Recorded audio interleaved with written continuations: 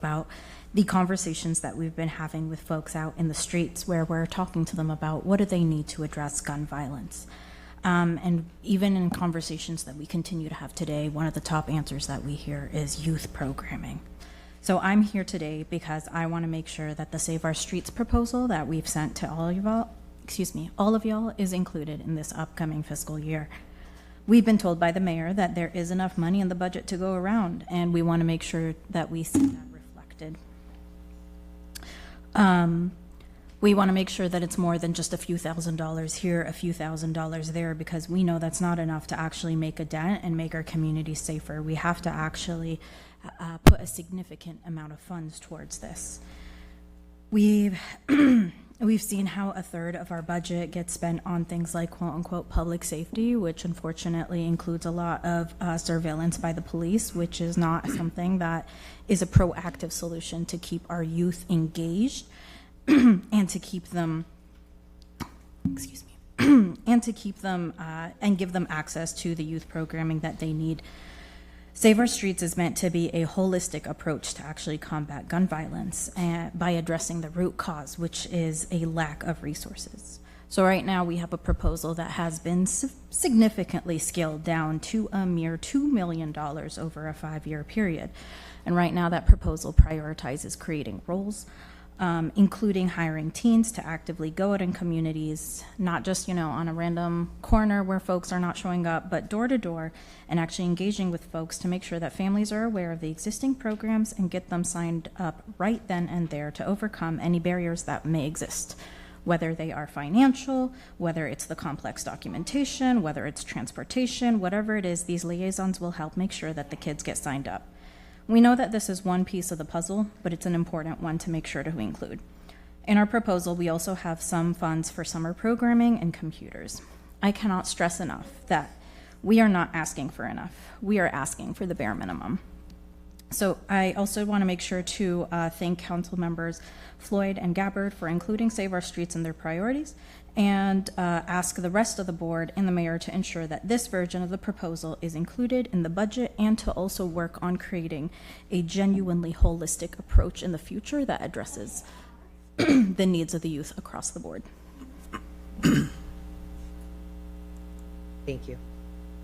Madam Chair, the next speaker is in Zoom, Max McCann. Max, once you enter into the meeting space, please unmute yourself, state your name and address, and you have 3 minutes to address to the council.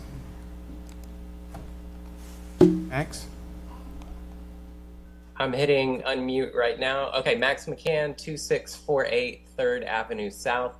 I'd like to request that we increase funding for Complete Streets and Safe Streets projects, especially funding for MLK South. You know that these projects usually take 7 to 8 years to await funding. I just don't think we have that kind of time. We need to treat our street safety crisis like the crisis it is, and respond to it boldly, especially with state funding becoming more tenuous for these kind of projects. So thank you, everybody. I also think it would be great if we could fund increased frequency of service on the Sunrunner. Let's go from 15-minute service to 10-minute service. That'll make a world of difference. And I'm not sure if the PSTA will fund that, so hopefully the city can. Thank you, everyone. Thank you. Next two speakers, Madam Chair, Julianne Fisher and Jerry Kurtz. Please go to either podium, state your name and address, or cross street, and you have 3 minutes to address City Council.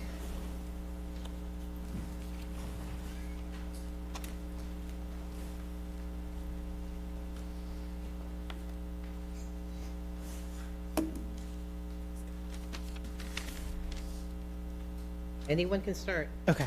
Hi, my name is Juliana Fisher. I'm at 1227 Jungle Avenue, and I'm the president of the Jungle Prada Neighborhood Association, and here on behalf of the households in Jungle Prada, as well as a formal partnership that is formed between Azalea, Crossroads, Holiday Park, Jungle Terrace Civic, and neighborhood associations spanning thousands of residents in Western St. Pete. Residents are coming together to ensure the Jungle Prada Park Pier is replaced at its full length and existing location. It's important to us that this pier be replaced at its existing length and size, even if it takes longer to gather funds, get approvals, or extend permits, versus rushing the project for a less desirable finished product, such as a smaller structure. Understanding the pier creates a budget challenge, and considering the newly approved federal funds for the Dunedin Pier, several neighborhood volunteers are working to investigate external funding assistance from federal, state, environmental, and historical structure grants. We have also been approached by a city-approved marine contractor already doing work in other St. Pete parks that has expressed providing a quote significantly less than what the city has today. We ask that the council members and city leadership involve these neighborhood associations in discussions and considerations of the pier moving forward to ensure we are all working together for the best outcome for our city. Some points to consider. The JP Pier is the only overwater access on the western side of the city. Without this pier, JP Park consists only of a small patch of grass at the water's edge and 2 public boat ramps. The pier more than triples the square footage of the park, making it much more desirable and usable by the general public. This park, without the pier, becomes simply a public boat ramp, not a recreational leisure area.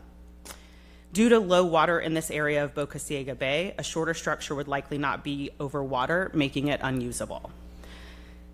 West St. Pete has a few thousand new residential dwelling units approved and in permitting to be built over the next few years. City amenities are expected to keep up with the development for residents now and in the future.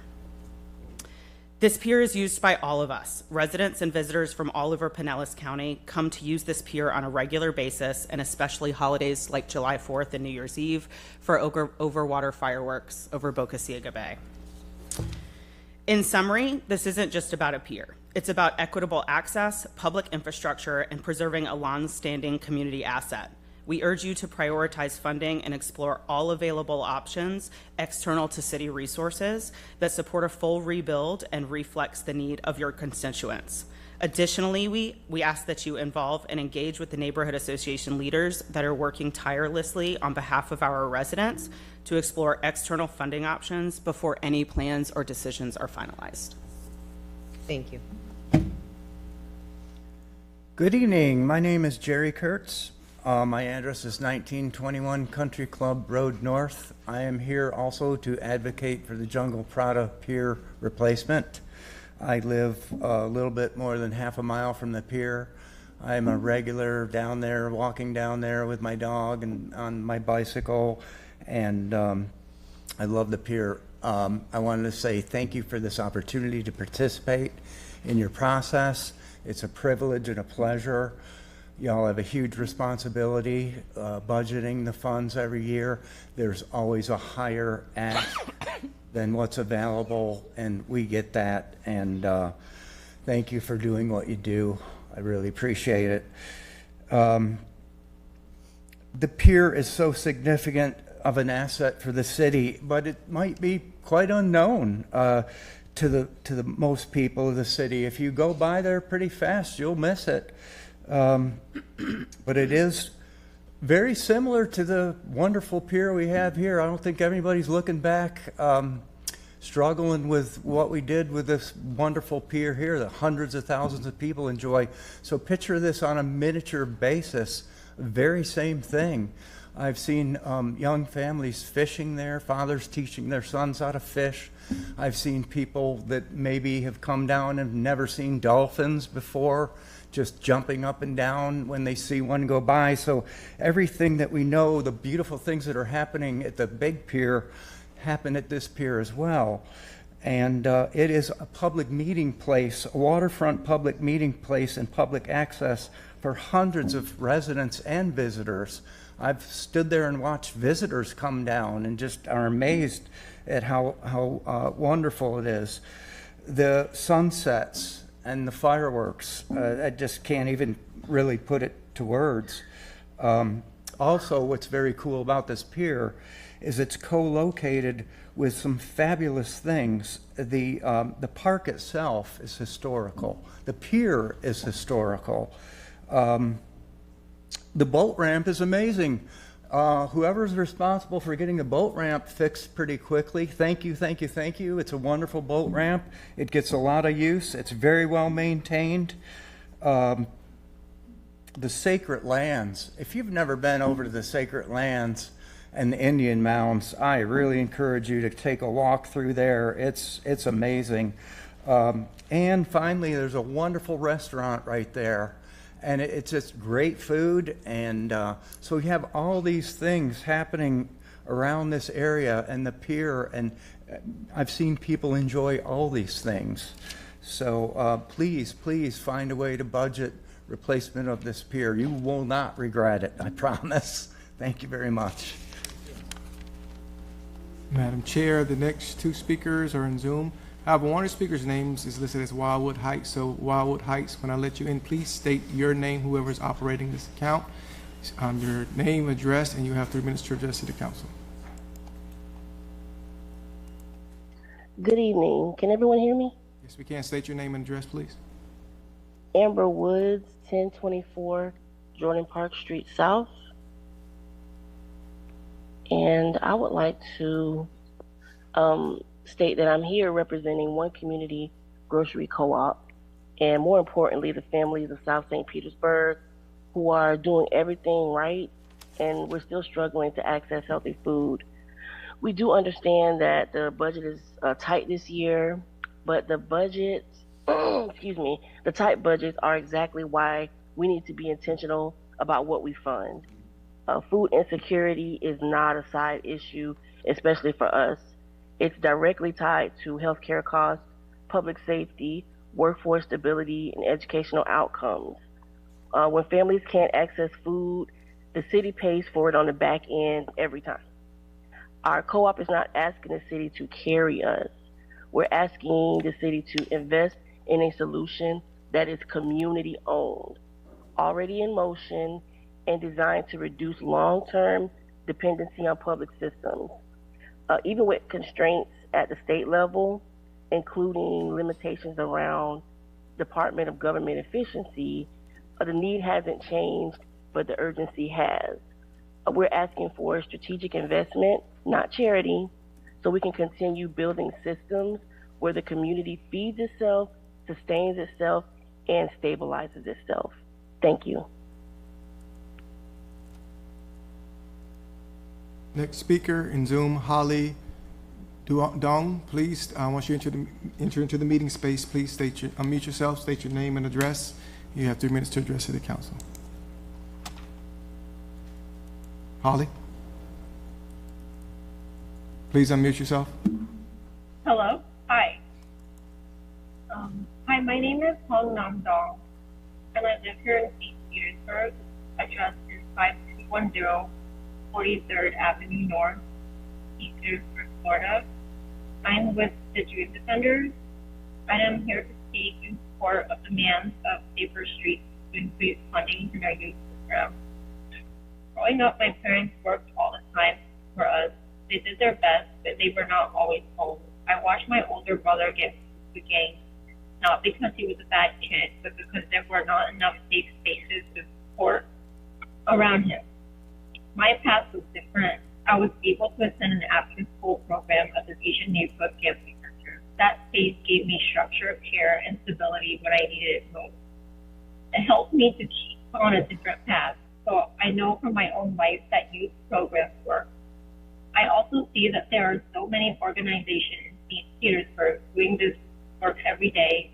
They are showing up for young people and helping kids keep safe.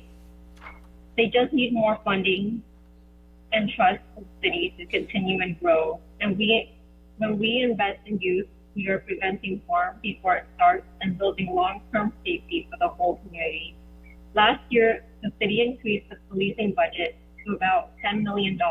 I am not against public safety, but I do believe that we also need to invest in earlier prevention programs and youth programs.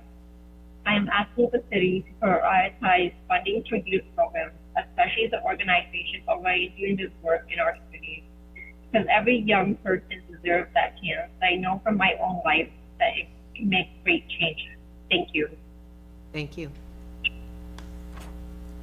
Next two speakers in the chamber, Madam Chair, Lauren Hubbard and Kristen Elrick. Please go to either podium, state your name and address for the record, or cross street, and you have 3 minutes to address City Council.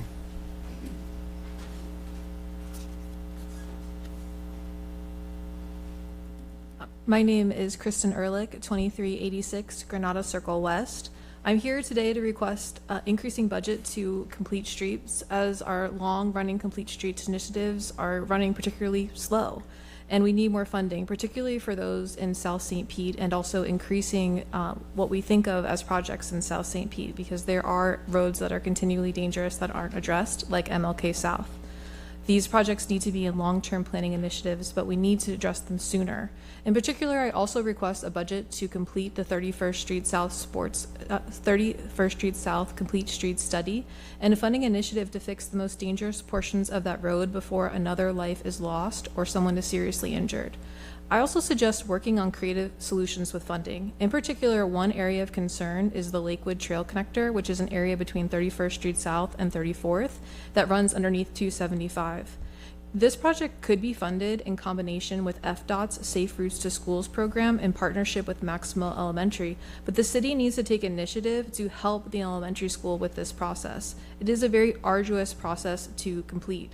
There is also currently an abandoned building sitting on the end of this lot that makes the area more difficult. The city could think about purchasing this to open the trailhead and make it safer in not only sightline, but access. Children cross to school underneath this underpass, and it is one of the only ways to get to Maximo Elementary, and it is also the way to get to the Skyway Marina District, as well as the new Sparkline investment. We have spent so much money on the Sparkline, the city has, and we need more people to actually have access to it. So my suggestion is to think about funding the trail connector and think about funding the other Complete Streets initiative. I think if we think holistically now on smart solutions combined with FDOT, maybe private investment, we can address these complete street solutions much sooner than we've historically been able to. Thank you. Thank you. Council members, my name is Lauren Hubbard. I'm the Executive Director for the Skyway Marina District, and I am here in front of you as a mother, as a community advocate, to talk about a trail that I walked today in the middle of the day. This is the Lakewood Trail Connector between 34th and 31st Street under 275, which also brings us into the youth elementary school Maximo. This is essentially a funnel to get these youth to school and home, and also how our business entrepreneurs, business professionals are able to come into the Skyway Marina District and work. So this is essential for many reasons, but ultimately because we're an ecosystem, and the Skyway Marina District is a part of that. And what we're asking is, you know, we often hear people say we're building the plane while we're flying it, and I don't know about you, but I wouldn't get on that plane. That sounds a little unsafe. So before we continue to lift off and amplify and elevate the rest of the city in a way that we're seeing development rise, I ask us to pause and step back and connect on the things that we started before we continue to build on other projects. And I think that would really mean that securing this infrastructure where there's current syringes left over, where there's people laying, where there's fenced off, it's saying you're not welcome here. And in St. Pete, being a trails town, as of 2025, we need to have access for our youth, for our business members, for our residents, for our districts to be complete. And so with that, I ask you to partner with us, help us fix this, to look into the streets survey. Let's fix that. Let's talk to FDOT. Let's do what we can to make reparations that we've already put in place to the community members that are here, that are working, that are the backstone of this community. Thank you. Thank you. Next two speakers. There's two speakers, Franklin Alves and Courtney Burtz. Please go to either podium, state your name, address, or cross street, and you will have 3 minutes to address City Council. Good evening, Courtney Burt, 11207 Blue Heron Drive, or Boulevard, St. Pete 33716. I am here as a native to this area and also the Vice President of Community Impact and Health Strategies for the local Heart Association, requesting that $82,863 be added as a line item for fiscal year 27 budget for a grocery on the go mobile grocery store for the families of Jordan Park and the adjacent communities.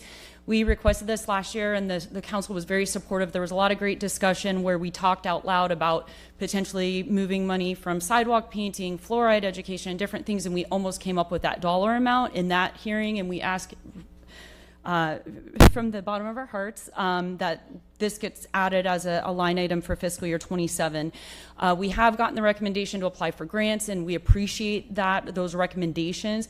However, this is a project that will have really big positive influence for the families of these communities, and we don't want it to just be added for a year and then lose the grant funding, which is why we are so persistent about this being added as a line item in the budget. This grocery store will not only improve the purchasing power for those families by accepting SNAP benefits and doubling them for fresh produce, it will remove transportation barriers by bringing a grocery store to these families twice a month right to their doorsteps. It will also improve access to these families to other beneficial resources to enrich their lives. The Heart Association has committed to allocating resources like blood pressure devices, CPR education, and we have a lot of other partners which will be sending letters of support to everyone in other areas, bolstering financial literacy, health wellness. We have banking partners. Pretty much somebody from every sector has committed to helping really bolster the success and the comprehensive nature of this initiative. The return on this investment it will be incredible: reduced medical resource utilization, improved productivity in the workplace and academic settings, and really just helping bring the community together and enhancing connectedness. Mayor Welch mentioned, this really being a focus on economic and community resilience, and I can't think of a better initiative that will really not only impact the health of the neighborhood pillar, but really all the other pillars that is so important to this community. So thank you very much, and we'll be sending other information to be supportive of this. Thank you, guys. Thank you. Hi, Council. My name is Franklin. I live at 1026 9th Avenue South. I'm here to advocate for two specific things. The first one is increasing in youth funding for our kids. Living in Campbell Park, too often our CSO comes with reports of, gun violence, carjackings, things like that. All of them are happening with kids. We need to invest in more opportunities to be able to have resources that go to parents' house, help them with signing up with programs. The same thing we've talked about with the South CRA funding abilities. Need to be able to find a way to get those resources to people's houses to help them and remove a lot of those barriers that they're experiencing. There's a lot of really great programs out there for youth, and we just need to invest in those and keep getting those to people's houses. The other priority that I have for us today is investing in complete